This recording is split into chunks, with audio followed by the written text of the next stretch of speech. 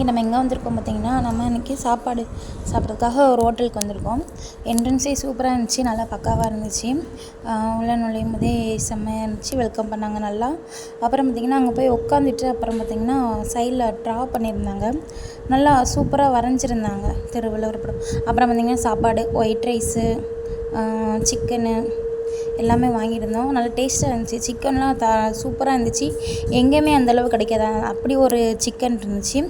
Chicken, மச்சினச்சி கிழங்கு, அப்புறம் ஊறுகாய், கோஸ் பொரியல், அவியல், சாம்பார், ரசம், அங்கே பார்த்திங்கன்னா தண்ணி, அப்புறம் அப்பளப்பு. இதெல்லாம் சாப்பிட்டு முடிச்சதுக்கப்புறம் ஒரு பப்ஸும், வெஜ்ஜி பப்ஸும் ஒரு லெமன் ஜூஸும் சொல்லி வாங்கியிருந்தோம்.